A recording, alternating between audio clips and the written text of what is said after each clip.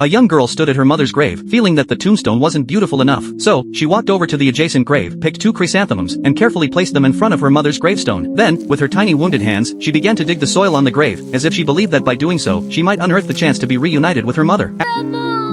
After becoming exhausted, she lay down on the grave and cried. The little girl longed to see her deceased mother again. On the way back, her father stopped the car at the site of the accident. After looking around with a heavy heart, he gently picked up Annie and put her on his shoulder. He begged her to spit on the ground and swore that he would live on for her sake. He then whispered softly to her, Ta maman, elle est morte. But for a 4-year-old, death was simply an unfamiliar concept. She only knew that her mother was tired and needed to sleep a long sleep. After the funeral, her father had to go back to work and entrusted Annie to her aunt. However, when it was time to leave, Annie clung tightly to the car door, unwilling to let go. Seeing this, her father took off his watch and told her, When you miss me, listen to the ticking sound of the watch. It's my heartbeat, a sign that I will always be with you. To comfort Annie, her aunt also told her the story of Jesus' resurrection. From that moment on, Annie firmly believed that her mother would come back to life. She climbed up a stone mound, raised a gift, and loudly recited the so-called resurrection chant. She changed direction repeatedly, trying again and again, but failing every time. When her mother didn't return, Annie sat down on the ground and cried uncontrollably. When her father heard, he rushed back from hundreds of miles away. He forcefully grabbed her and scolded her harshly. Unable to understand her father's actions, Annie could only retreat, moving farther away, until her father caught her again and told her, Your mother is dead. She won't ever come back. You'll go crazy if you keep this up. But Annie thought that if her mother could return, going crazy wouldn't be so bad. Yet, understanding her father's worry, Annie decided to return with him. From then on, she went to school with her cousins and played with her classmates, as if she had overcome her sorrow. But one day, a classmate claimed to be the daughter of God and said she could communicate with the dead. Upon hearing this, Annie's hope was reignited, and she quickly asked her classmate how she could become the daughter of God. The classmate, in a serious tone, told her that to become God's daughter, she needed to pass 3 trials. The first was to jump across a lava-filled ground, proving her courage. Annie quickly passed the first trial. The second trial was to pray sincerely to God. That night, she ran eagerly to pray. Tu sais que ma maman est morte parce que je avec toi.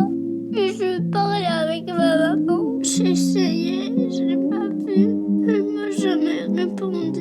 But once again, her prayer ended in failure. The classmate then said there was one final test, accepting the challenge of darkness. To see her mother, Annie agreed to the final test. Her cousins locked her in a box, telling her that if she stayed in it for 5 minutes, she would pass the trial. But less than 2 minutes passed before Annie's cries were heard, and her cousins rushed over to open the box. Even though she had done everything required, nothing changed. She still didn't see her mother. That day, a boy told Annie that her mother's death was because children were bad, that it was her fault her mother had died. Annie tried to defend herself, but the adults all said her mother's death was a fact. Was it really because she was bad? The boy's words cut into her heart like a knife. That night, in the quiet of the house, Annie climbed into her cousin's bed and smiled as she said she had finally dreamed of her mother. Her mother had embraced her, and Annie had smelled a sweet, candy-like fragrance on her. She even asked her cousin to smell it, but her cousin shook her head, saying she couldn't smell anything. No one understood Annie's stubbornness. While everyone was still asleep, Annie quietly left the school, walking through thick woods, across rocky paths, and up wild mountain trails. No one knew how long she walked, but in her despair, she finally arrived at her mother's grave. She placed fresh flowers on the tombstone and sat on the ground next to it, staring blankly at the dark earth. She cried as she dug the soil with her hands, hoping to bring her mother back. Perhaps it was Annie's sincerity that moved God, for at that moment, her mother appeared before her. Annie excitedly touched her mother's face with her dirty little hands, terrified that if she let go, her mother might disappear again. She wished to use every part of her body to feel the warmth of her mother's long-awaited return. Her mother gently spoke to her, saying, You've grown now. You shouldn't cry every day. You need to be a strong and happy child. From now on, you must face this world bravely. On the way home, Annie felt a little cold, so her mother put on her own red sweater. The scent of her mother lingered on the sweater, and Annie danced happily, feeling warmth and joy. But, as with all things, the time to part came. Hearing her mother's words, Annie's tears welled up, but she didn't speak, for she had promised her mother she would no longer be a crying child. When the time to say goodbye finally came, her mother squatted down and said seriously, From now on, you need to live happily with your father, so I won't be sad. Go, and never forget that your mother loves you very much. Annie held back her tears as she ran away. Along the way, she wanted to look back countless times but held herself back. Finally, when she turned to say goodbye one last time, her mother had already vanished into the sunset. Annie looked at the empty field, and this time, she didn't cry or make a scene. She had accepted that her mother was gone. At that moment, her father found her, deeply worried about her. But Annie didn't cry anymore. She calmly told him about seeing her mother. Perhaps she still didn't fully understand the meaning of death, but she had finally accepted the fact that her mother would never return. As she sat in her father's car, Annie looked at him and softly spoke to him.